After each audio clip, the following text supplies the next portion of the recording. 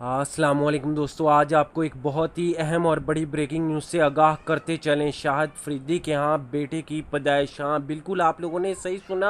आप लोगों को वीडियो दिखाने वाले हैं। ख़ास तौर पे ये वीडियो हम उन अपने दोस्तों को दिखाने वाले हैं जो शाहिद फरीदी के बहुत बड़े फ़ैन हैं। उनकी दुआओं की वजह से शाहिद फरीदी का बहुत बड़ा बयान सामने आया है, वो भी आप लोगों को दिखाएंगे। लेकिन उससे पहले एक रिक्वेस्ट करते चलें, अपने प्यार से हाथों से वीडियो को प्यार से लाइक लाजमी कर दीजिएगा।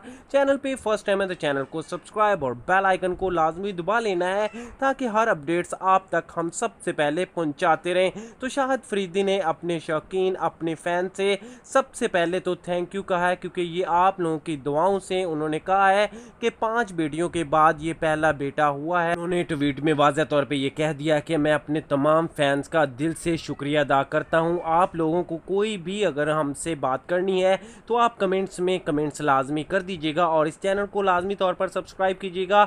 मैं बहुत जल्द अपने बेटे के साथ आऊँगा।